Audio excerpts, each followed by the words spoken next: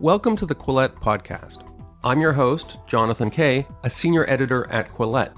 Quillette is where free thought lives. We are an independent grassroots platform for heterodox ideas and fearless commentary. If you'd like to support the podcast, you can do so by going to quillette.com and becoming a paid subscriber. This subscription will also give you access to all our articles and early access to Quillette social events.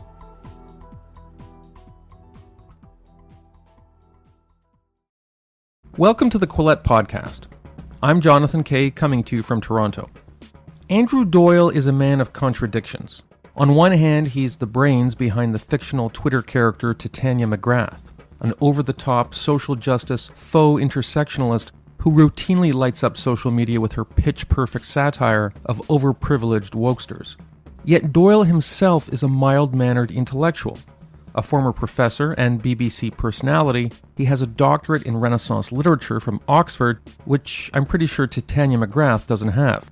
He's also the author of a serious new book called Free Speech and Why It Matters, in which he makes the case for unfettered free expression. Doyle isn't a say-anything hothead, just the opposite, as you'll hear from this podcast. In fact, in his book, he makes a strong case for voluntary codes of decorum based on consideration for others, just not legally imposed censorship regimes based on coercion. And while he rails against cancel culture, as we all do, Doyle is one of the success stories. Someone who not only hasn't been cancelled, but who continually gets away with poking at the pieties of ultra-progressive culture while making us all laugh in the process. Andrew Doyle spoke to me last week from London. Here are excerpts from our conversation. One of the things I learned from this book is that you have a background teaching Renaissance history? I did a doctorate in Renaissance poetry, so that might be where that's coming from. And I also taught the Shakespeare module at Oxford University to the undergraduates. So I was teaching that aspect of the undergraduate degree. And then later I became a secondary school teacher where I taught English literature. There's an interesting anecdote you tell about things that are lost in translation. You talk about a German student you had and how he caused offense. Could you tell that story? Because I found it very interesting. Part of it is I have a German car, and when it's time for an oil change, the message that comes up is something like, "You must get oil change now." Yes. And there's literally an exclamation mark. Yeah, that sort of abruptness relates exactly to what I was talking about. I mentioned just very briefly an anecdote about when I was a boarding school teacher. So I was what they call a resident tutor. So I would live in the house with 60 boys. I wasn't teaching them necessarily. I was in charge of their pastoral care. So one of those boys was a German boy, a German student who had managed to alienate just about everyone in the boarding house. And I would often talk to him in the evenings. You know, he was perfectly nice and his English was pretty good. It wasn't perfect, but it was pretty good. But what had happened is the way in which he expressed himself wasn't really a true reflection of his personality. He would be very abrupt, very curt.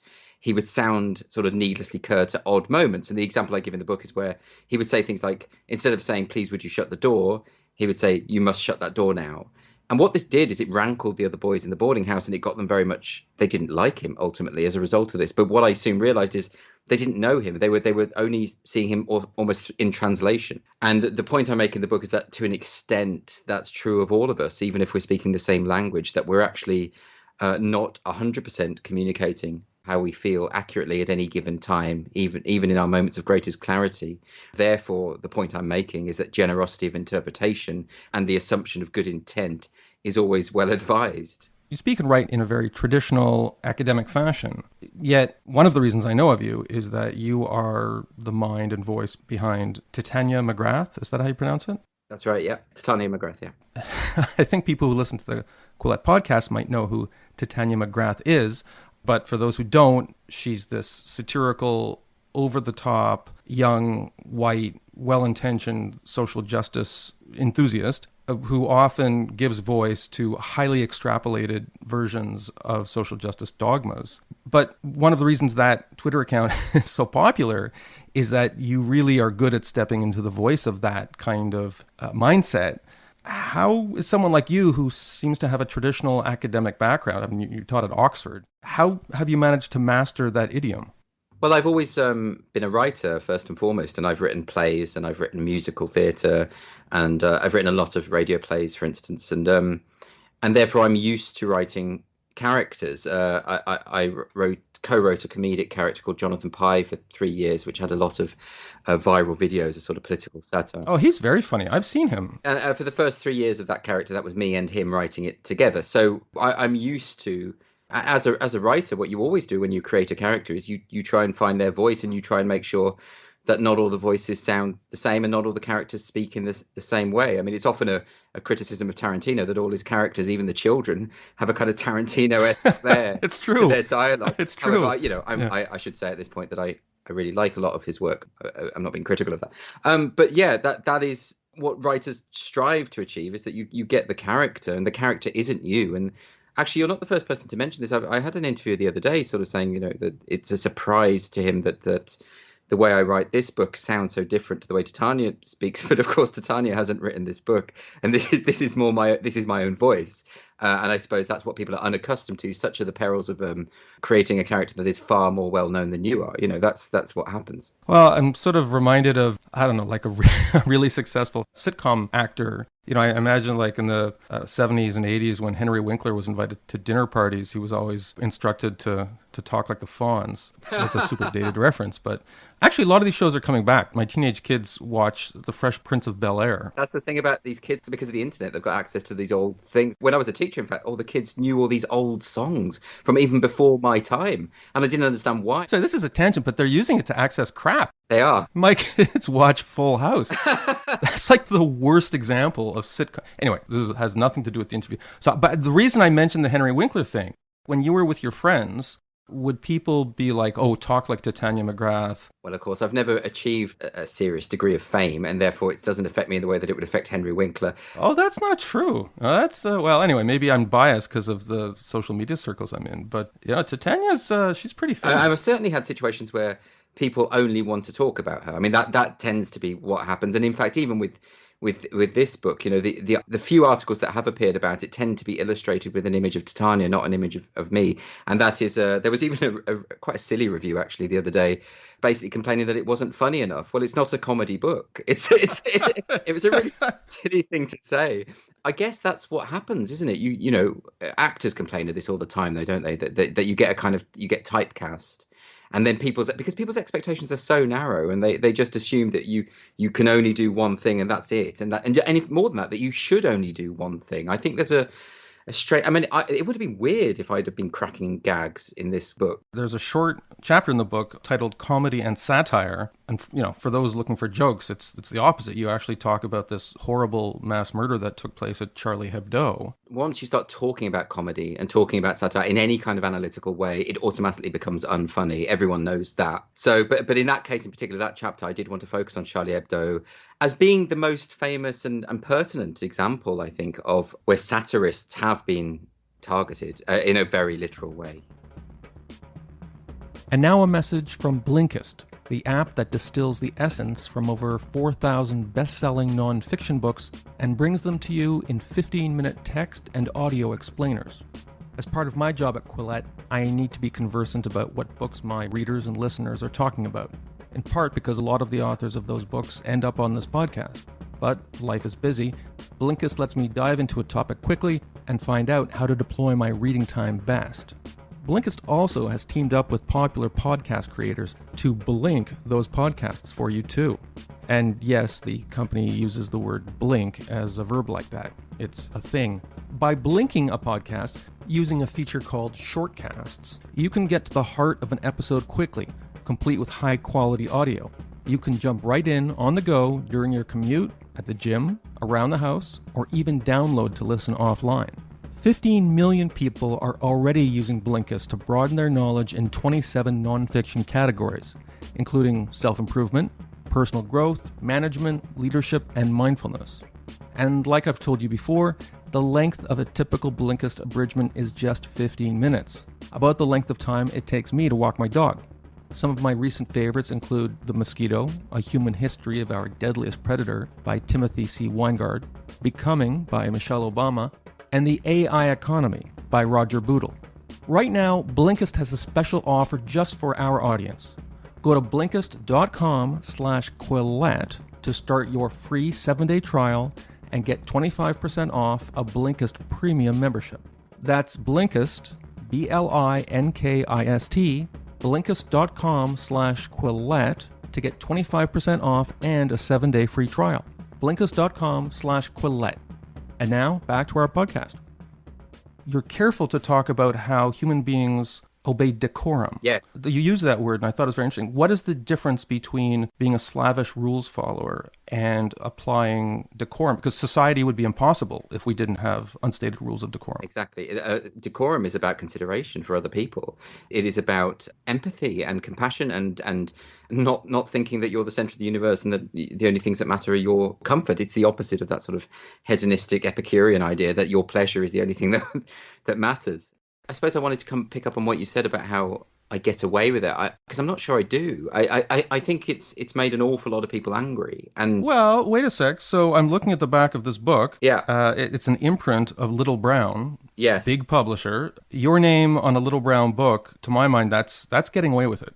I am very grateful that there was a mainstream publisher that was willing to publish either this book or Titania. Actually, particularly the two Titania books, because I don't think another publisher would have done so. I think it was a bit of a risk because the publishing industry in particular, as you may know, is systemically woke in terms of the staff there. I mean, I know this because I can't say too much about the publishers I've worked with. But look, let's just put it this way.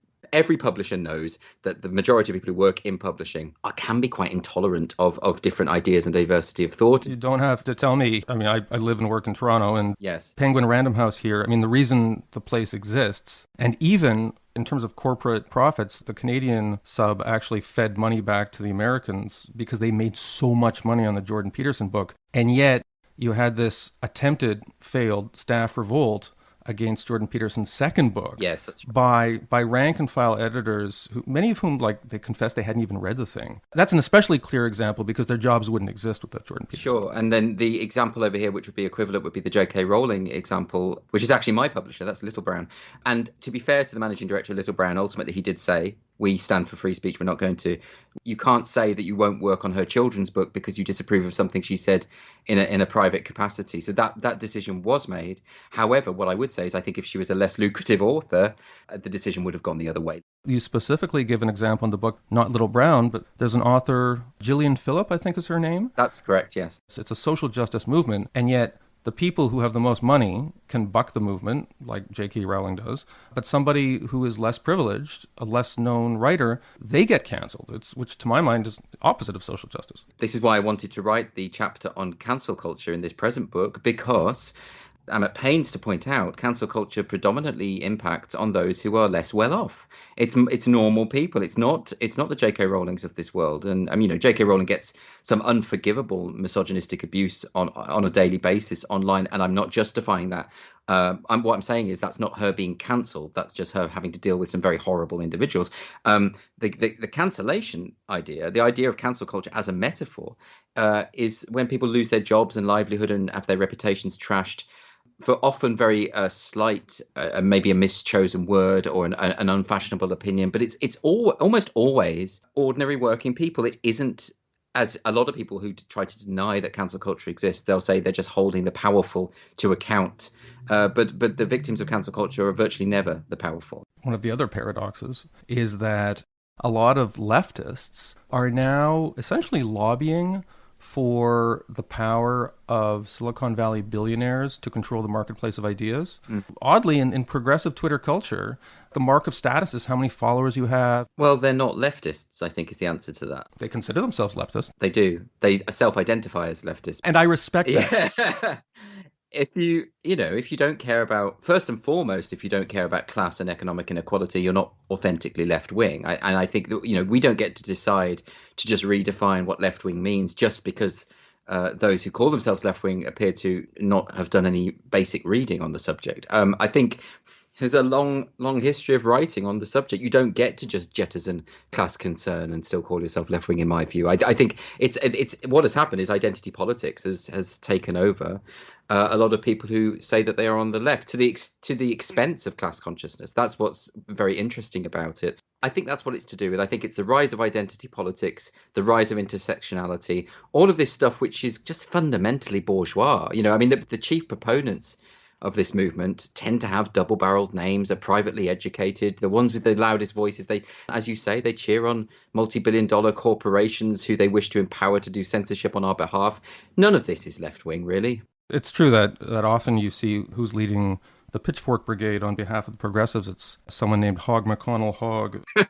And sometime here in Canada, we just had a controversy at Mount Allison University where basically a bunch of upper middle class white people decided that a Lebanese Canadian woman who had survived the Lebanese Civil War, that her opposition to Black Lives Matter radicalism, as she saw it, that was highly problematic, and they wanted to try and get her fired. Right. For a while, I was in a highly woke left-wing magazine here in Canada, and we'd be having the discussions, and people had originally considered me the conservative in the room, and I was the one who was saying, hasn't anyone here read Das Kapital or the Communist Manifesto? But anyway, moving on.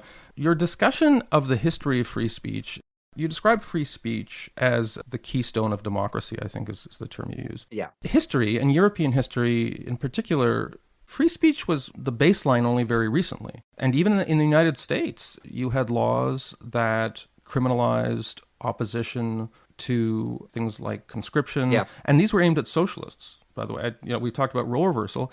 Is it really true that free speech is this well-established keystone of democracy? Isn't it a fairly recent institution? Yes, it is. I think that's when I sort of give that sort of brief overview of where it comes from. I think the point I'm trying to make is that it's relatively recent, insofar as, I mention the origins in Athenian society, and then I suppose through the impact of the church through the Middle Ages, and then the French Revolution, and obviously the First Amendment. But at no point do I say this suggests that this was established and is the norm. In fact, I sort of point out that, for instance, in the Roman Empire, it didn't extend beyond the Senate, and it was always men, for instance. And this is, it's not something that I'm saying it was invented by the Greeks and then we've had free speech forevermore. That isn't what I'm saying there. What I'm really doing in that chapter is just giving a brief overview of the origins of the notion of freedom of speech to make the point that our society as it currently stands is pretty miraculous, actually, for the fact that we have this thing,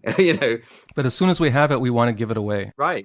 This happens in all spheres of politics. As soon as a society becomes wealthy, the next generation is like, well, what is wealth anyway? Right. I did want to give a brief overview. I didn't want this to be a history of free speech. That's not what this book is. I mean, I'm sure you can tell that. But I wanted to give a few basic background points, which would open up people to further reading should they wish to explore that side of things. But the point ultimately I want to make there is that we should treasure this because it is so relatively recent.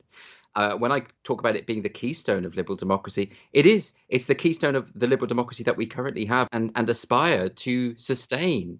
And it troubles me dearly that, like you say, there's a flippancy about it, as though this is nothing. Actually, I think I say it explicitly at one point, that our society is unbelievable. It's miraculous that we have this. And the idea that we should just be so casual about these cracks that we see in our free speech, the fact that when in the UK, as I point out, the behaviour of the police, the determination of the police routinely to monitor people's speech and investigate and arrest people for things they've said. And I know that doesn't mean that we're living in a tyrannical regime. And I don't say that at all. But even that tendency, that growing tendency, and the flippancy with which people just dismiss it, oh, well, it's fine, there's a couple of overzealous police. Every time I'm on social media and I see a picture of British police, it's always these two constables standing around awkwardly holding a flag with a metastasizing number of colors. It used to be 5, now it's about 37. Oh, it's a million now. It's impossible. And the flags have become grotesque. Gay men in particular should be disgusted by being associated with that. You would think. Yeah. By the way, I have just perpetrated what I now understand is called a non-crime hate incident. Yes. And this term appears in the first chapter. I actually find this more creepy than actual laws, because if there is a law against cracking the kind of mildly homophobic joke I just made, that's fine. I can challenge the law in court. But you now have this category in Britain. Well, use the example of a guy, his name's Harry Miller, a 53-year-old entrepreneur. Yeah. He said something about a poem, and the police said this was a non-crime hate incident. Yes. And actually visited his house. If it's non-crime, go solve a bank robbery. What are they doing going to people's houses? Well, that's why he took them to court ultimately, and well, in fact, he hadn't even written the poem in question. He'd retweeted it. It wasn't his poem. Cops are visiting a guy because he retweeted a poem. Like, have you Brits, like, have you solved all the real crime? Well, are you living in a society free of arson and kidnapping and burglary? Well, what was particularly shocking is when that story broke, then there were further investigations about the extent of non-crime and the extent to which non-crime is recorded. I mentioned in the book the statistic of 120,000 incidents recorded in a 5-year period. So this is this is standard police behaviour, and it's worse than as you imagine. I mean, of course, you're in Canada, so you're safe. Safe-ish. In the UK, if we were sitting face to face now in the UK and you just said that comment about the flag, and I decided that was an attack on me as a gay man because you were motivated by hate for me, then that could escalate to actual hate crime, because as the College of Policing and indeed the government's own website on hate crime makes clear, there is no evidence required of the hate factor for it to be recorded as a hate crime. So that would be recorded in the official hate crime statistics of the UK if I claim that I have perceived that you did it for hateful intent. Of course, I have no knowledge of your intent, but that doesn't matter. And that's how far we've gone in the UK. That is sinister, as you say. It's not just, I mean, it's creepy. It's all of those things, all of those words that we can use to describe it. But it shouldn't be there. It shouldn't be happening. And the fact that nobody seems to be addressing this in any serious way, we don't have any politicians standing up in Parliament and saying, maybe we should just repeal all of these hate speech laws that we have. And now, a commercial message for those of you looking to add Bitcoin to your investment portfolio or retirement account. And I realize that this is a confusing subject. I remember the first time I got Bitcoin, I walked into a convenience store that had the Bitcoin logo, went up to a kind of reverse ATM, fed in some bills, and received, in return, a long series of numbers and letters. Then I spent an hour trying to figure out how to feed those numbers and letters into a Bitcoin wallet on my phone. I wanted to invest in cryptocurrencies, but surely there had to be a better way. And that's what brings me to BitTrust IRA, a seamless, secure, and easy way to add cryptocurrency to your portfolio. BitTrust IRA stores your private keys with military-grade encryption. They have a 24/7 trading platform with no minimum investment and unlimited trades. They also offer what I'm told are the lowest trading fees in the industry. Many crypto assets have been great performers this year, and some analysts will tell you they're a great way to start building intergenerational wealth. For those looking to invest, skip the convenience store and go to bitrustira.com/Quillette to learn more. For a limited time, BitTrust IRA is waiving the sign-up fee for Quillette podcast listeners, a $50 value. Go to bitrustira.com/Quillette, bitrustira.com/QUILLETTE. And now, back to our podcast. Well, isn't Boris Johnson, who I was assured by many progressive British publications was the second coming of Benito Mussolini, like, why isn't he doing anything about this? Well, that's because people don't know what fascism means anymore, do they? And but I mean, even the sort of milquetoast conservatism that passes for neo-fascism, this is actually a genuine question. How come he hasn't done anything about this? Because it's very unpopular to do. Because the social justice activists have sort of won out in terms of the popular perception of the power of language. You know, we now have this phrase hate speech, which even though most people are very skeptical about the social justice movement, still, most people will use the word hate speech quite happily and uncritically. They will claim that certain forms of speech create violence and that certain forms of jokes, for instance, normalize hateful attitudes. And all of these propositions, because that is what they are, they're not conclusions, they're propositions that require interrogation and evidence. On interrogation, if we look at the data, if we look at the studies on this subject, on media effects theory, for instance, which I mentioned in the book, we find that there is no direct correlation between mass media consumption and public behavior. So we know it's not true. There is now a generally accepted view that human beings hear things that celebrities say or politicians say or whatever, and they act mechanically on cue like automata. That's the general belief. The research tells us that that is absolutely not true, but everyone has bought it, and that includes politicians. And the other problem is if a politician were to stand up in Parliament and say we need to repeal hate speech laws, the accusation that would come to that person, particularly online, but also from publications such as The Guardian and The New Statesman and The Independent, and those that want to extend hate speech laws rather than curb them, would be that politician, that he would like more racism, more homophobia, more sexism, because he wants to enable those people to speak. That's the level of degradation that the free speech debate has reached, which is, of course, one of the major impulses for me writing the book, because I don't believe it's helpful when no one understands the issues. The historical precedent here is quite amazing because, as I learned from reading your book, when neo-Nazis, I mean, these are genuinely hateful, despicable people. Yeah. When neo-Nazis marched in Skokie, Illinois, this is in the 1970s, the ACLU, the American Civil Liberties Union. This is the old ACLU before it just became retweeting rainbows and emojis. Yeah. It was then led by a Jewish man. He stood up. By the way, this is a free speech cause that even someone like me, I'm like, I'm not sure about that.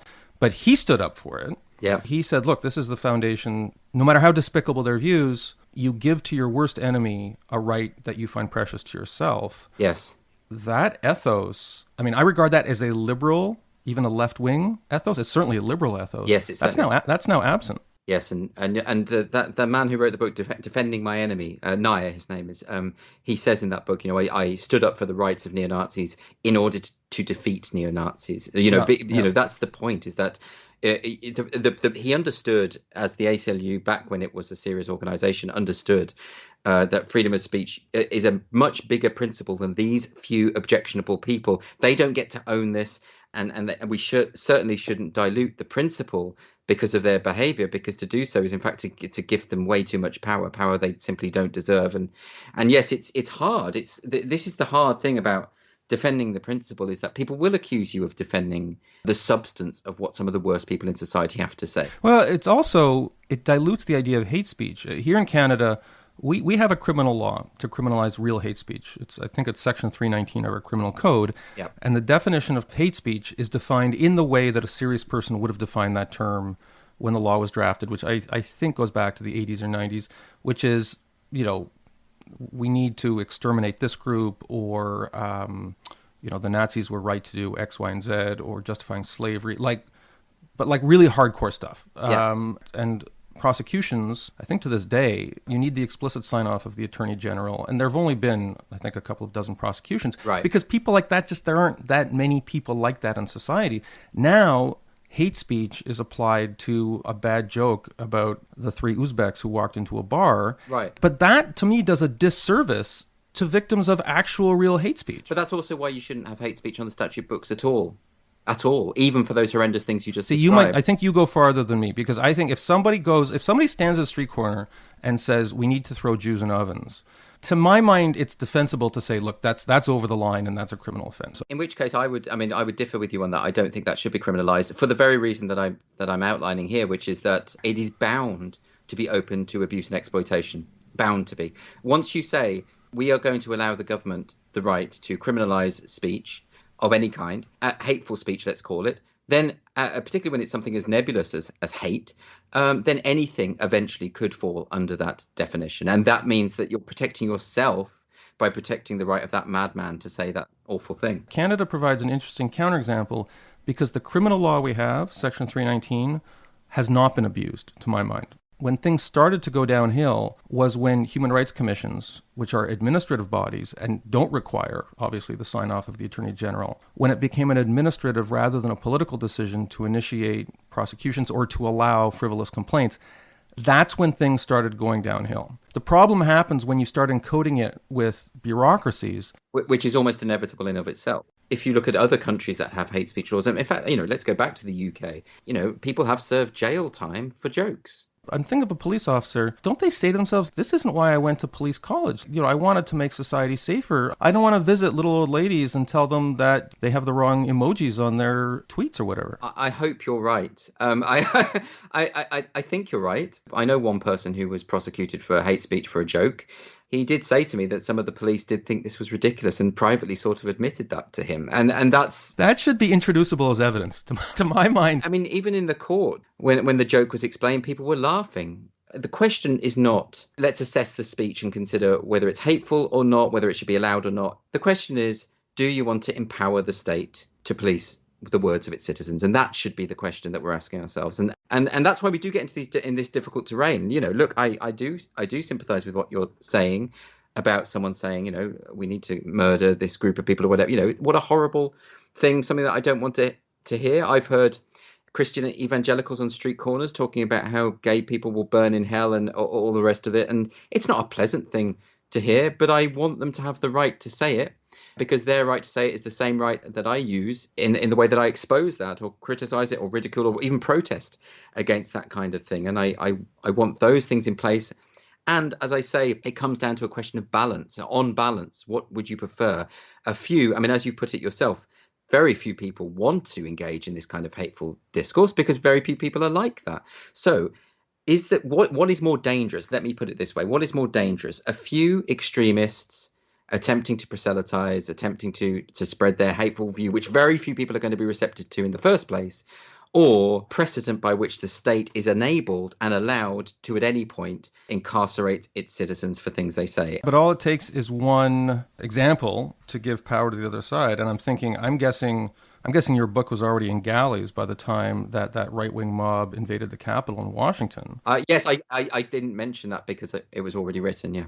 I can tell you, and I'm sure it's the same in UK, that has changed the debate, because every time somebody wants to shut down a Reddit forum or get an academic fired, they can say, well, we know where this leads. That was my concern. As soon as I saw that, I knew that what would happen is that this would happen and there would be a sudden crackdown on political speech, so long as it was coming from one side of the aisle, of course. The one thing that this did do for Trump's people is it gave them this platform to give numerous examples of when Democrats have effectively called for violence and used phrases such as we need to fight, go out and fight, combat, all the typical antagonistic metaphors that you get in robust political discussion. But yes, you get this emotional knee-jerk reaction, and the thing that suffers is liberalism. By the way, we were talking about jokes before, and I just want to take a moment to contextualize and apologize for my joke where, I suggested that gay men somehow have a superior sense of style. I'd like to take that back.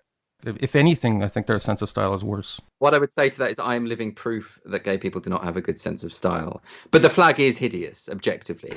This podcast, I didn't want to say anything, but we're doing this by video, so I can see you're dressed without flair. And no flair whatsoever. This is a T-shirt I got for £1.50. I just don't. I have no taste at all. I'm comfortable with that. Our premium subscribers will get the video feed.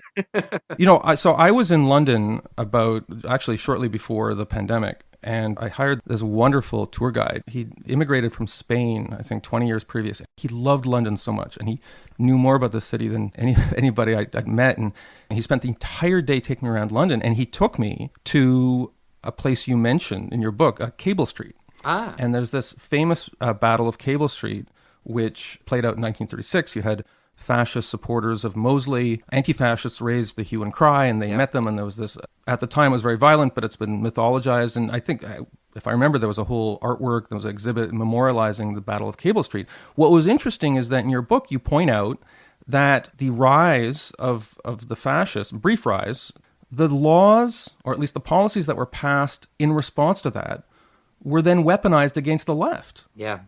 How did that happen? Well, because if you're going to say that we're going to crack down on public protests for political reasons, and that precedent is established by law, then that law can be used by future governments who may not be sympathetic to left-wing causes. The example of the miners' strike, which is a very raw topic for people in this country, it formed the basis for the Public Order Act that effectively clamped down on the miners in the 80s when Margaret Thatcher took on Arthur Scargill and the unions. And this is one of the reasons why the industrial heartlands of the UK have never voted Tory up until the last general election, because the wounds are still there from this period. And the last thing that the people who agitated was the Labour Party, who agitated for these public order laws in the wake of Cable Street. The last thing that they ever anticipated is that it would be used against unions, trade unions. that wasn't what this was about, and yet that's exactly how they were used. And I suppose the bigger point I'm trying to make is that any form of legislation of this kind that curbs liberty of citizens will not be used in ways that you anticipate later on. Because for a start, you don't know what government's going to get in. You don't know what their intentions are. It's just an inevitability.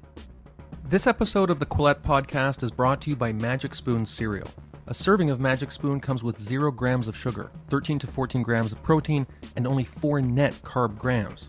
It's only 140 calories per serving, or about 15 minutes on the Peloton. It's keto-friendly, gluten-free, grain-free, soy-free, low-carb, and GMO-free, and it's now available in Canada. In the past, I've told you about how much I enjoy cocoa, fruity, frosted, and blueberry flavors. Since then, Magic Spoon has added cinnamon and peanut butter flavors. And now there's 2 new ones, cookies and cream and maple waffle. And as someone who likes to experiment in the kitchen, I can attest that these flavors often mix well. So for instance, you could combine maple waffle with one of your favorite fruit flavors to simulate a fancy breakfast platter at IHOP. Go to magicspoon.com/Quillette, that's with 2 L's and 2 T's, to grab the new limited edition cookies and cream maple waffle or a custom bundle of cereal to try today. And be sure to use our promo code Quillette at checkout to save $5. This offer is now good anywhere in the US or Canada, but only when you use our code at checkout. And Magic Spoon is so confident in their product, it's backed with a 100% happiness guarantee. So if you don't like it for any reason, they'll refund your money. Remember, get your next delicious bowl of guilt-free cereal at magicspoon.com/Quillette and use the code Quillette to save $5. Thank you to Magic Spoon for sponsoring this episode of the Quillette Podcast. But there's hypocrisy all around, because when we talk about cancel culture, it wasn't that long ago. After 9/11, I remember there was a move to get Al Jazeera and then Al Jazeera's new English channel brought into Canada. Radio and television is highly regulated in Canada. And it was conservatives who wanted to shut it down because they imagined that Al Jazeera was just going to be like 24/7 footage of Osama bin Laden having a talk show talking about how amazing terrorism is. Yeah. And it was conservatives who they lobbied hard against accrediting Al Jazeera. That was cancel culture. Yeah, this is my point. It's never a left-right issue. It's never it's true that at the moment more people calling for cancellations are from the left. That'll change. But Exactly. I mean, the example I give is when I was a kid, and most of the newspapers that were calling for films to be banned were right-leaning tabloids. So this is not a left-right issue. This is also why I urge people to be consistent. When we had a similar situation in this country about 2 years ago now, I think, when a very famous comedian here was investigated by police for a joke that she told. And because she's a left-wing comedian and she was mocking a right-wing political figure, a lot of conservatives were saying she should be investigated by police, including the target of the joke. Now, I understand why he would be emotive and say something that isn't very sensible because it was about him. I get that. But all of these conservative voices coming out and say, yes, this comedian should be investigated by the police. And I'm thinking, hold on a minute. You're the people who yesterday were saying comedians should have complete artistic freedom. But when it's one of your own they're attacking, you renege on the principle. I just think consistency is all important. I'm old enough to remember the flag burning debates in the United States in the mid-90s, where conservatives wanted, at one point, a constitutional amendment that would permit them to criminalize flag burning, because, of course, the flag is the symbol of liberty and free expression. Yeah, same thing. It's the inconsistency I can't stand it. But it's also the point I would urge is that it's actually self-defeating to be inconsistent, because ultimately it means you have no right then to complain when one of your own is censored, if you've been calling for censorship the day before. I'm wondering what the climate is like in the UK in terms of the overlap of race and ideology, because I can tell you that here in Canada, when I write in support of free expression, due process, basically the grab bag of liberal values. Yeah. Not left-wing values, but liberal values. Some of my biggest supporters, including in the media, are people who are visible minorities. Yeah. And they're people who immigrated or their parents immigrated from the Middle East or Central Asia. You know, some are older and they remember communist Russia or Eastern Europe. And they know what it's like to have an ideology shoved down your mouth and to be forced to say things you don't believe and for dissent to be prosecuted. It makes me realize that there are so many allies out there. Yes. That classical liberals could have and maybe will have. And increasingly they do have, but often these are constituencies that conservatives alienated through Islamophobia, which was a real problem, which is just a shame because the people who I find the most repugnant in terms of their doctrine or attitudes tend to be upper middle class white people with no exposure to real life who live on Facebook and Twitter. For my mind, they've become the real, I don't want to say the enemy, I don't like to use tribal language, but if there's one constituency that's eroding liberalism, it's not immigrants, it's overprivileged white people. It absolutely is. And you'll see there was that study a few years ago which studied the impact of political correctness. They called it political correctness. As you know, I've got some quibbles about the use of that term, which I explore in the book. But effectively, the point stands. They found that the vast, overwhelming majority of ethnic minority people were not in favour of what has become known as political correctness. And the ones that were in favour of it were the white liberals who claimed to be looking out. So in other words, the very people they claimed to be defending didn't want their help. Didn't want their... Well, there was a mortifying headline in Newsweek, which is 81% of Black Americans want more police presence on their street. Yeah. And I remember reading that and say, like, don't these Black people have any consideration for the wealthy white academics who are trying to make the world safer for them? Like, and similarly here, last week, in fact, there was a study that came out. 84% of Black British people are not supportive of the toppling of statues in which is what the Black Lives Matter movement are in favour of. So it's and then you saw all those viral videos during the height of the Black Lives Matter protests in the last summer, where you would have these posh white students berating Black police officers or Black people, shouting in their faces, saying you're racist and you're perpetuating racism. And it's beyond satire, isn't it? At that point. Well, it's not beyond satire because you're super good at it through Titania. Well, thank you. There's this awkwardness that comes when social justice enthusiasts want to express anger at Titania McGrath, because on one hand, the mere fact that she makes them angry betrays the sense of recognition that they have when they read it. Yes. But they can't just ignore her because she's hilarious. Well, it proves the point I'm trying to make. I think at one point they actually got the account suspended. I don't know under what auspices. How do they get past that cognitive dissonance where they don't want to show the flash of recognition that her satire does resemble their inane ideological rantings, but at the same time they do want to militate against Titania? How do they reconcile that? What they do is they attack me. They go for me, and they will smear me online and send threats to me and tell me that I'm a fascist and lie about things that I've said and all sorts of things. That's what the trick is. That's what they do, because they know that if they get into an argument with Titania, or and normally if people like that comment under a Titania tweet, a lot of Titania's followers will just pile onto them. So they know not to do that. That's one of the downsides, I suppose, of having been outed as the writer of the character, Well, and I've given them yet more ammunition by outing your terrible fashion sense. Andrew Doyle is a real person, unlike Titania McGrath. His new book is called Free Speech and Why It Matters. Thanks so much for being on the Quillette podcast. Thanks for having me. Thank you for listening to this episode of the Quillette podcast. Quillette is where free thought lives. We are an independent grassroots platform for heterodox ideas and fearless commentary. If you'd like to support the podcast, you can do so by going to Quillette.com and becoming a paid subscriber. This subscription will also give you access to all our articles and early access to Quillette social events.